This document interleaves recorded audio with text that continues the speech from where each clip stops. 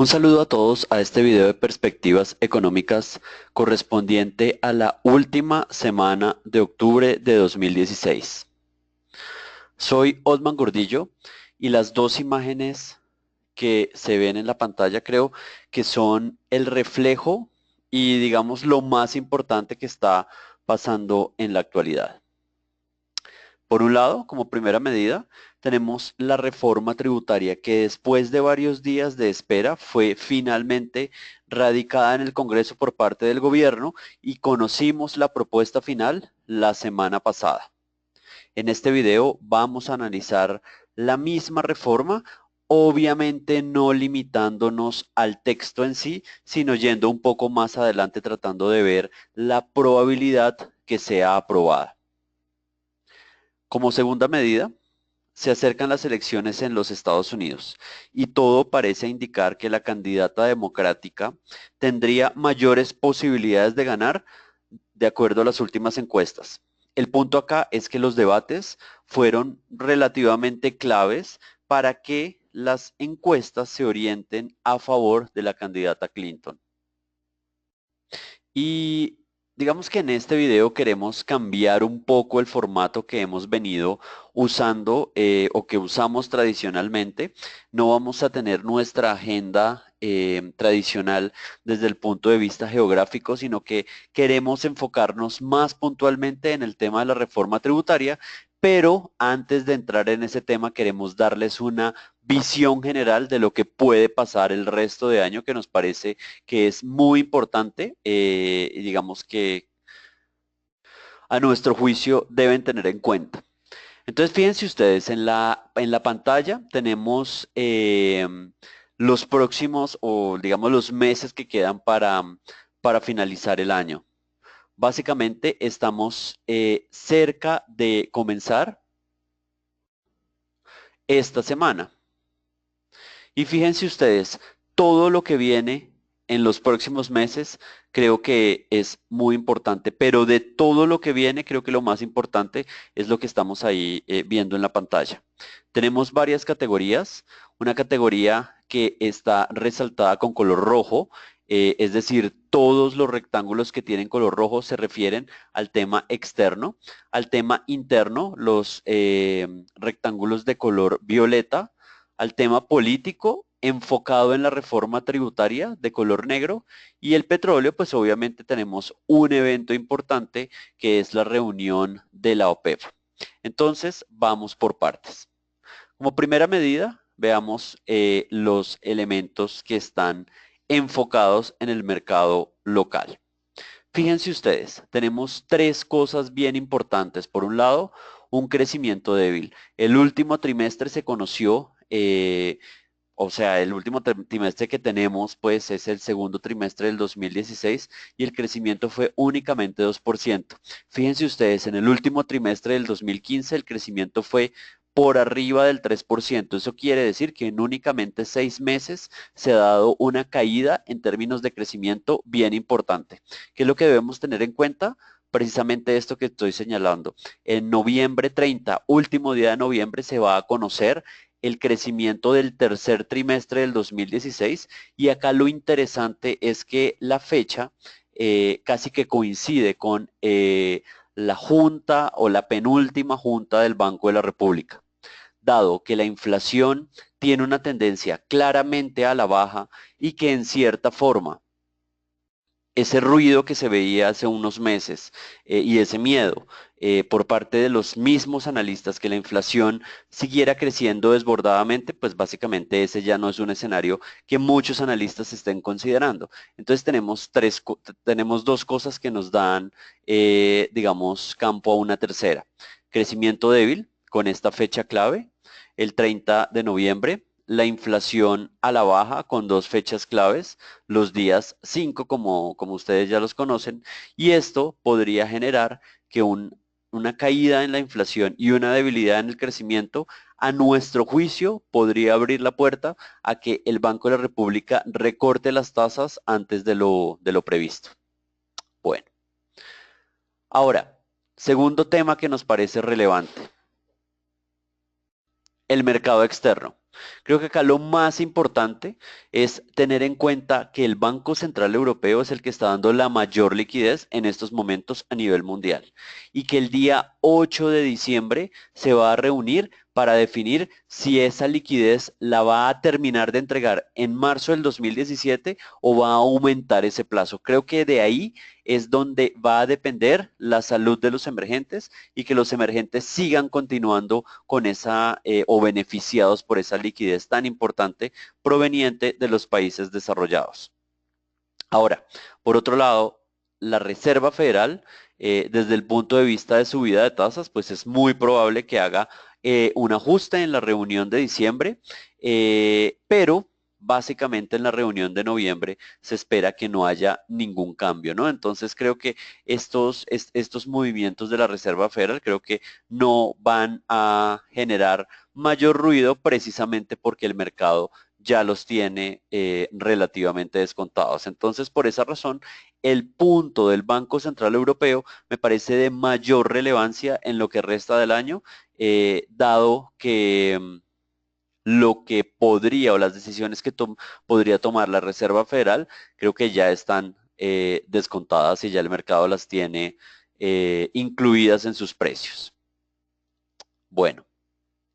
El otro punto que es clave es precisamente las elecciones de los Estados Unidos. Fíjense ustedes, estamos muy cerca, veíamos la foto referente hace un par de diapositivas y estamos hablando que básicamente los temores relacionados a que el candidato republicano gane o se convierta en el próximo presidente de los Estados Unidos parece que se están calmando. Precisamente, fíjense ustedes, desde el comienzo de los debates, fueron tres debates, la candidata demócrata comenzó a subir y el candidato republicano básicamente comenzó a bajar. Entonces creo que eso es una buena noticia para el mercado y sobre todo una buena noticia para los mercados de América Latina, para los mercados de nuestra región. Por otro lado, el tercer tema que me parece importante, el tema del petróleo. Acá la fecha clave es el día 30 de noviembre. Fíjense ustedes que hay muchas cosas que incluso están pasando ese día. En teoría, la OPEP ese día tiene su reunión, pues digamos, no en teoría, pero este día la OPEP tiene su reunión oficial y en teoría, ahora sí, en ese día se publicaría el acuerdo del que se ha venido hablando durante las últimas semanas y gracias al cual en gran medida los precios del crudo han subido. ¿Cuál es la probabilidad que se dé ese acuerdo? Nosotros la vemos alta precisamente porque, fíjense ustedes en esta gráfica, esta es la producción de Irán. Irán había dicho que va a congelar o a, digamos, a unirse a cualquier acuerdo únicamente cuando se encuentre en niveles similares a aquellos, digamos, de producción anterior a las sanciones comerciales. Fíjense ustedes lo que ha pasado en los últimos meses y lo positivo es que ya nos encontramos relativamente cerca de esos niveles a los cuales Irán ha hecho tanta, digamos, tanto ha defendido. Entonces, en noviembre 30 podría venir una noticia positiva para el mercado que en cierta forma pues también ya está descontada. Ahora, finalmente, en el tema político, fíjense ustedes, la reforma tributaria se presentó la semana que acabó de pasar y el deadline, la fecha límite para que se apruebe, pues es básicamente entre el 16 y 17 de diciembre. Tenemos algo así como 2 meses y creo que esta es, como ustedes se imaginarán, la noticia o el evento más importante en el mercado local. Hay una cosa que me parece clave acá tener en cuenta y es que el 27, esto quiere decir el jueves de la semana que está iniciando, se elige quién va a ser el próximo procurador. Y esto obviamente pues es una decisión que se va a tomar en el Congreso, pero a mi juicio es un termómetro perfecto para determinar cuál sería digamos, la influencia que está teniendo el gobierno en el Congreso. Y de esa influencia, pues obviamente la reforma tributaria pues va a depender. ¿Qué quiere decir esto? Que si el día 27, el jueves, el procurador, el Congreso elige al procurador teniendo en cuenta las recomendaciones del gobierno, ¿Esto qué quiere decir? Que el Congreso simplemente elija al candidato del gobierno, pues uno pensaría que el Congreso y el gobierno siguen alineados, entonces la reforma tributaria tendría una mayor probabilidad de pasar, ¿no? Por eso decimos que es realmente el primer termómetro, el primer test para determinar después de lo que pasó en el plebiscito, después de lo que pasó de este premio Nobel que le dieron al presidente Santos, el evento del 27 pues sería clave precisamente, como decía, para determinar cómo está la salud entre esas relaciones, ¿no? Y cuál sería el poder, digamos, de convocatoria que en estos momentos tendría el gobierno sobre el Congreso. Como les decía, este es el tema clave. Básicamente todo el mundo está hablando de este tema y precisamente queremos enfocarnos en este video en la reforma tributaria, en el análisis de la misma y en otras cosas que nos parecen bien interesantes. O sea, queremos mostrarles nuestra visión del tema. Entonces, para esta charla tenemos 5 puntos. El primero es, en general, nuestra perspectiva, cómo vemos la reforma, cómo vemos las posibilidades que sea aprobada y pues ya verán algunas conclusiones. El segundo punto, los detalles principales de la reforma, teniendo en cuenta y comparando lo que se conoció la semana pasada, la propuesta de la comisión de expertos y cuál puede ser el impacto de estas medidas en el recaudo del gobierno. Algo que nos parece muy importante y es una aclaración de los tiempos de la agenda que va a llevar esta iniciativa en el Congreso para que todos sepamos cuáles son las fechas que hay que tener en cuenta.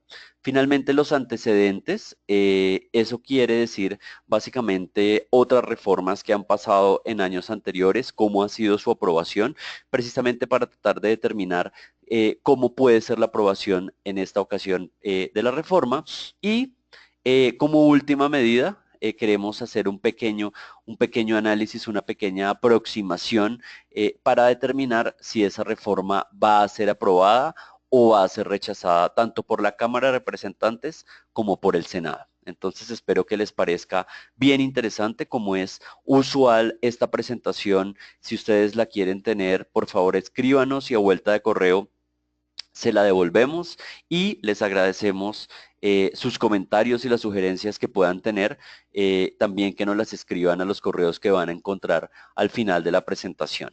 Entonces, bueno, iniciemos con el primer tema que es nuestro view, nuestro análisis, cuáles son las ideas principales que queremos que a ustedes les queden, ¿no? Entonces, obviamente es el tema más importante de la actualidad. Tiene 4 riesgos clarísimos. El primero es que, en últimas, por decirlo de alguna forma, el Congreso le meta la mano. ¿Eso qué quiere decir? Que le haga tantos cambios que se vuelva una reforma poco útil para aumentar la recolección de tributos por parte del gobierno. Esto es algo que ya ha pasado en anteriores ocasiones y creo que ahí es donde radica el mayor riesgo y donde las calificadoras van a enfocarse más, ¿no? Una cosa que es ventajosa es que se presentó pues a última hora, digamos que los tiempos están muy justos y eso en cierta manera o en cierta medida limitaría la posibilidad que el Congreso cambie esta reforma de una manera drástica. Y con esto quiero ir al segundo punto de riesgo y es precisamente la restricción de tiempo, ¿no? En términos puntuales, los tiempos están muy medidos y es muy probable que se tenga que aprobar esta reforma tributaria en sesiones extraordinarias del Congreso.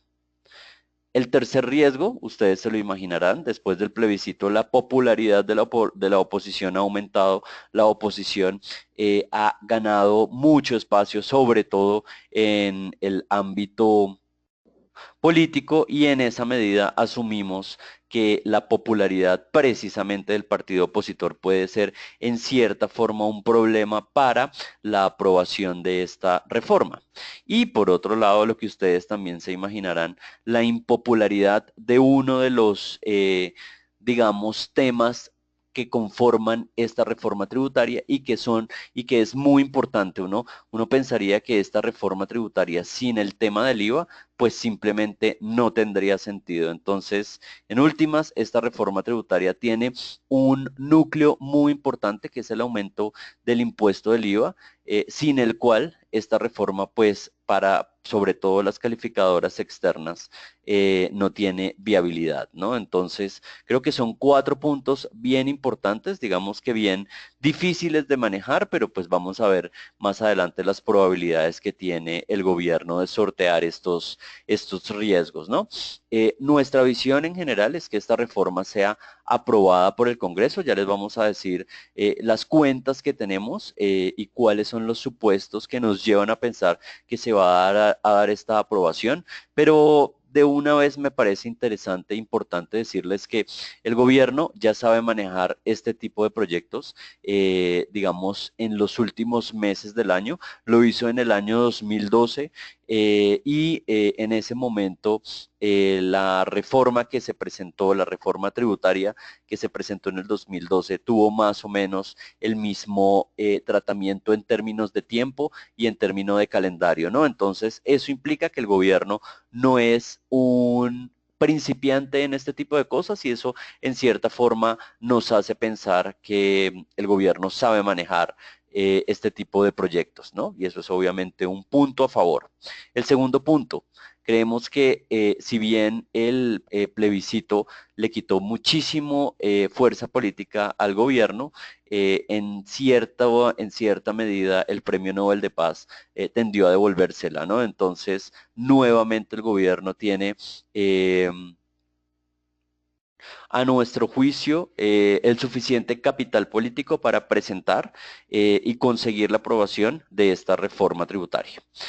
Finalmente, algo que es muy importante responder, esta reforma recaudaría entre 2% del PIB y 2,5%, una cifra muy importante dada las restricciones fiscales que en este momento pues, el país está sufriendo. Entonces, ¿en qué consiste esta reforma? Nosotros no queremos en esta presentación meternos en los detalles de cuáles podrían ser los impuestos que se vayan a cambiar, cuáles se van a crear. Simplemente queremos dar una visión muy general de cómo el gobierno presentó esa reforma o la radicó frente al Congreso, ¿no? Entonces, ahí hay 2 puntos principales, ¿no? Por un lado, el tema de los impuestos directos, en últimas tiene un efecto que uno podría denominar como neutro en términos de recaudo. ¿Eso qué quiere decir? Que se eliminan algunos impuestos, se crean otros impuestos, pero en últimas el efecto en términos de recaudo no cambia, ¿no? O sea, no es que por ese lado se vayan a recaudar mayores dineros por parte del gobierno.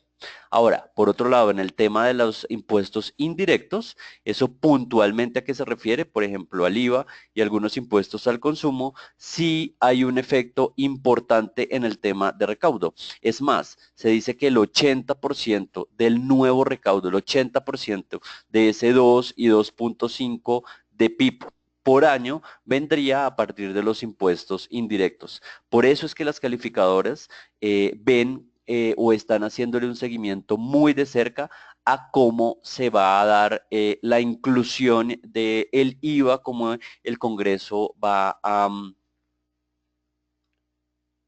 tramitar este tema y por eso es que decíamos anteriormente que una reforma tributaria o que esta reforma tributaria sin el tema del IVA simplemente no tendría ningún sentido. Bueno, entonces, en este cuadro tenemos la descripción de la medida, lo que se aprobó, perdón, lo que el gobierno presentó y radicó en el Congreso y digamos, la recomendación de la comisión de expertos, ¿no? En gran medida, lo que la comisión de expertos recomendó fue lo que el gobierno terminó acogiendo. Y en esta parte tenemos lo que actualmente se está dando. Entonces, creo que acá lo importante es determinar realmente que los impuestos indirectos son el centro de la reforma, que básicamente el 80% de lo que se espera recolectar, como ya lo había decidido, como ya lo había dicho, son o es enfocado en los impuestos indirectos y esto implica que básicamente entre el IVA y los impuestos al consumo se podría recaudar más o menos un 1.6, entre 1.6 y 2% del PIB, ¿no? Dado que en últimas la reforma está o aumentaría el recaudo entre 2 y 2,5% del PIB. De ahí precisamente es que radica la importancia de este tipo de impuestos indirectos y precisamente por eso es que, como lo decía, para las calificadoras es una medida, digamos, muy, muy importante. Ahora, veamos algunos detalles que nos parecen claves, ¿no? Primero, ¿cómo o qué debe pasar para que esta reforma sea aprobada? Primero, pues debe pasar por su cauce, digamos, normal en las diferentes comisiones del Senado y la Cámara y en la plenaria del Senado y la Cámara, ¿no? Pero para que estas comisiones puedan decidir em, en el tema de la reforma tributaria, debe haber en cada una de las votaciones lo que se conoce como quórum, ¿no? ¿Y esto qué es? Es que en cada una de estas votaciones haya la mitad más uno de los senadores o de los representantes a la Cámara a la hora de la votación. Si no hay esta mitad más uno, simplemente pues se determina que no hay quórum y no se puede aprobar el documento, ¿no? Esto es una regla general para este tipo de trámites. Y obviamente, una cosa adicional es que una vez se haya cumplido el quórum, los votos que aprueben la reforma deben ser mayores a los votos que rechazan la reforma, ¿no? Eso digamos que es en términos generales obvio. ¿Eso qué quiere decir? Si en el Senado hay 102 senadores y en la Cámara hay 166 senadores, pues básicamente deben haber o deben cumplirse dos condiciones, que la mitad más uno de esta cifra y la mitad más uno de esta cifra estén el día de la votación y que la mayoría sea a favor de la reforma tributaria. Bueno, segundo punto, el gobierno radicó este proyecto con mensaje de urgencia. ¿Eso qué quiere decir? Que no se van a llevar a cabo 4 debates, sino que se van a llevar a cabo únicamente 3 debates. Y además, con este mensaje de urgencia, en cierta forma se garantiza que el Congreso tenga este proyecto como una prioridad y que lo tienda a discutir antes que otro tipo de proyectos que no tienen precisamente este mensaje de urgencia. Ahora, estas dos cosas nos llevan a hablar de hasta cuándo estarían los plazos para que el Congreso defina este tema de la reforma tributaria. Las sesiones ordinarias del Congreso terminan el 16 de diciembre. Hay probabilidad o se podría convocar por parte del gobierno a a las sesiones extraordinarias que irían hasta el 20 de diciembre. Entonces, fíjense ustedes, esto que tenemos acá es el calendario correspondiente al mes de diciembre. Las sesiones extraordinarias, las ordinarias terminarían el 16 y hasta acá tendríamos las extraordinarias. Y lo que hemos averiguado, lo que hemos visto, es que en últimas el Congreso, digamos que no iría puntualmente hasta el día 20, sino que trataría de evacuar esta reforma en la sesión, en el periodo de sesiones ordinarias y si no lo logra hacer, digamos que se tomaría un par de días más, ¿no? No se iría hasta el 20, sino que se tomaría un par de días más. Lo que nosotros estamos viendo es que el día clave o el día límite se terminaría siendo el 17, que es un sábado. Entonces, como quien dice, el 17 de diciembre sería el último plazo para que la reforma tributaria esté básicamente aprobada, ¿no? ¿De dónde sacamos esto? Pues de revisar en anteriores ocasiones cómo es que funciona este tema de las sesiones ordinarias, extraordinarias y que estaría, digamos, dispuesto a hacer el Congreso para en cierta forma sacrificar un poco ese periodo de vacaciones que digamos es muy importante en general para todos. Bueno, ahora, ¿cuál o cuáles son las fechas que hay que tener en cuenta para esta reforma? Creo que ahí están en esa diapositiva. Vamos a mencionar las más importantes. Fíjense ustedes, tenemos únicamente 3 debates, de los cuales, y están señalados con color violeta. El primero va a ser en las comisiones conjuntas de Senado y Cámara. ¿Eso qué quiere decir? Que las comisiones relacionadas con el tema económico de cada uno de los dos organismos se reúnen conjuntamente y hacen y hablan del debate y hablan de la reforma tributaria, y cada, digamos, persona involucrada propone algunos cambios o sugerencias en el texto, ¿no? Este debate tendría lugar entre el 2 y 16 de noviembre. Una vez se evacúa de las comisiones conjuntas de Senado y Cámara, pues obviamente digamos que el pleno del Senado y la Cámara comienzan a debatirlo. Esto implicaría 2 debates, uno en el Senado, otro en la Cámara, que tendrían fecha cercano, digamos, a ese límite que hemos mencionado del 17 de diciembre. Estamos hablando entre el 15 o el 15, 16 y 17 de diciembre. Una vez que se haya evacuado el tema de la reforma tributaria, tanto del Senado y de la Cámara, como estos son 2 debates independientes, se hace lo que se llama la conciliación. ¿Eso qué quiere decir?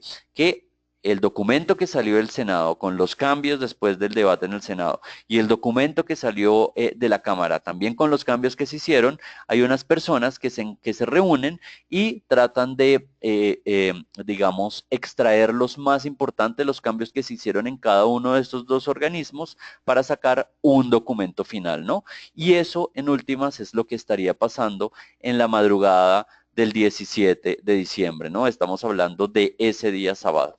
Y más adelante, hacia mucho más cerca de final de año, pues se hace todo esto de la publicación en el diario oficial y se pasa a la firma del presidente, ¿no? Entonces creo que acá en últimas hay 3 fechas clave o 3 periodos clave que me parece importante tener en cuenta. 2 a 16 de noviembre, el primer debate, y 15, 16, de pronto 17 de diciembre, fechas en que las plenarias de Senado y Cámara tendrán el debate o los últimos debates, digamos, los más claves. Bueno, esto es un tiempo o un periodo, digamos, muy apretado en términos de la agenda. Lo que hemos visto es que no necesariamente. Por ejemplo, en el 2012 se presentó una reforma tributaria que tuvo más o menos las mismas fechas de la reforma tributaria de este año. Fíjense ustedes.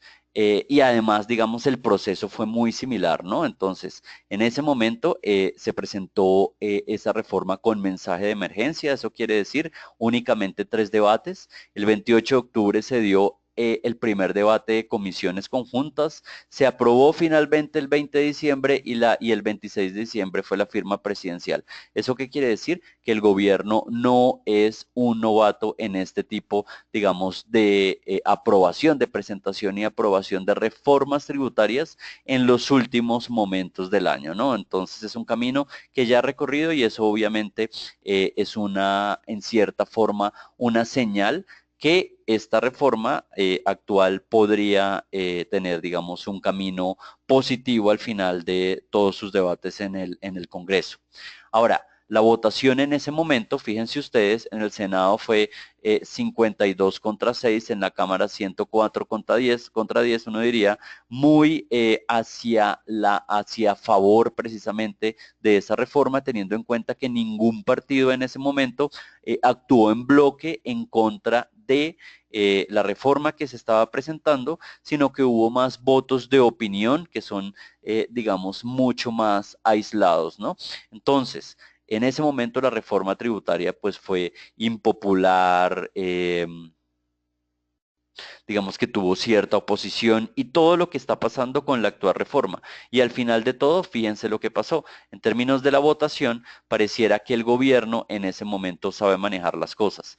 Y uno pensaría que en este momento, después del Nobel de la Paz, podría pasar algo similar, ¿no? Entonces, por eso, en gran medida es que estamos pensando que la reforma del 2016 va a tener un camino positivo.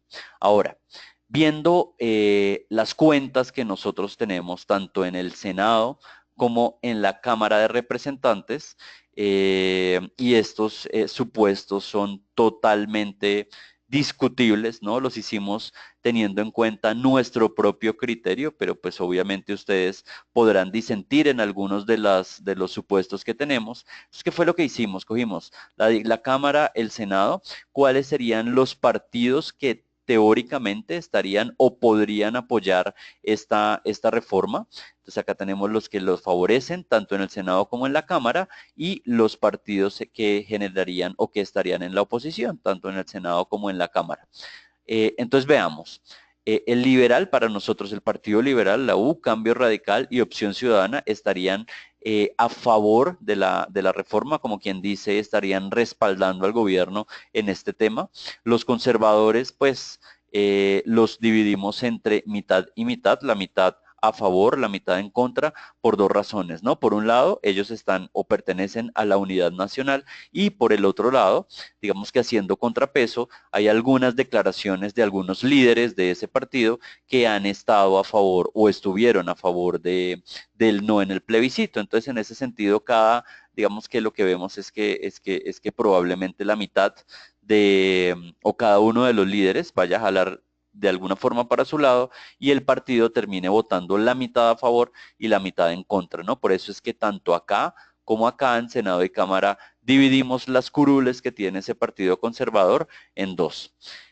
Ahora, por otro lado, en el tema de los partidos que estarían en contra. Obviamente lo que vemos que la oposición podría estar totalmente en contra, digamos que ese partido del Centro Democrático, con la disciplina que tiene, pues tendría a nuestro juicio la totalidad de los votos en contra precisamente de la reforma tributaria. Y por el otro lado, algunos partidos que podrían ser más digamos, un tinte un poco más de izquierda, pues lo más lógico es que precisamente estén pensando o creemos que estarían en contra precisamente de una reforma que tiende a aumentar los impuestos, ¿no? Entonces, haciendo esos supuestos, tenemos los resultados siguientes. Tanto en el Senado como en la Cámara, tenemos mayoría a favor de la aprobación de la reforma tributaria, ¿no? Fíjense ustedes, 60 contra 40 y 111 contra 44, tanto en el Senado como en la Cámara. Entonces, por esas tres razones que les acabo de mencionar, la primera, estas cuentas, la segunda, lo que pasó en el 2012, la votación y las relaciones gobierno-Congreso, creemos que o vemos que hay una altísima probabilidad, a nuestro juicio, que la reforma sea aprobada. Obviamente, lo que viene de aquí en adelante es un tema, digamos, muy álgido, discusiones, digamos, muy acaloradas, sobre todo temas que son bien polémicos, como por ejemplo el tema del aumento del IVA, el tema de las gaseosas, el tema de las entidades sin ánimo de lucro. O sea, hay muchas cosas que básicamente van a generar mucho ruido, pero al final del día creemos que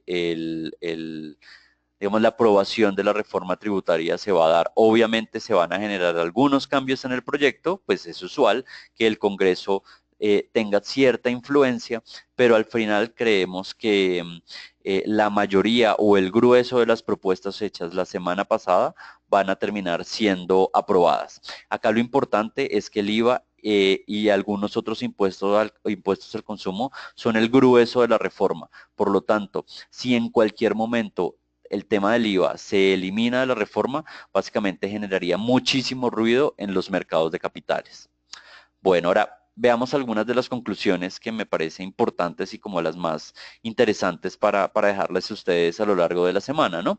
Primero, como ya lo mencionamos, el gobierno sabe manejar este tipo de reformas en términos de tiempo, en términos de impopularidad de lo que se vaya a aprobar.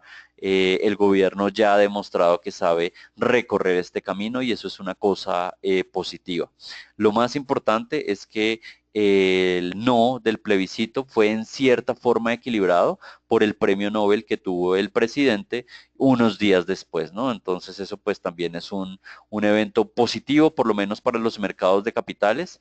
Nuevamente, el IVA es el tema más álgido y el más importante y en este momento no descartamos que digamos, en el transcurso de del todo el proceso que tenga la reforma en el Congreso, se puede hablar de un aumento gradual. En este momento tenemos un aumento, digamos, de una sola vez, del 16 al 19, entre 2016 y 2017, pero no descartamos que precisamente como parte de la negociación gobierno-congreso se pueda hacer un aumento, digamos, mucho más gradual, que no sea tan agresivo y que sea un poco más lento. Y dos cosas finales. Creemos, por las razones que ya les dijimos, que el Congreso va a terminar apoyando la reforma y por el momento no se habla nada de la reducción de impuestos a las ganancias de los portafolios de los inversionistas extranjeros. Creemos que este también puede ser un tema que se puede terminar agregando al texto final, pero por lo pronto no hay nada, ¿no? Entonces, esto sería, o si se incluye este punto, creemos que sería una cosa o un evento bien positivo, por lo menos para la entrada de capitales externos hacia las inversiones de portafolio y eso pues en últimas lo que podría implicar es un mayor equilibrio y una mayor reducción de los huecos, digamos, que tanto no, tanto ruido crean y me refiero al hueco que hay en el balance en cuenta corriente.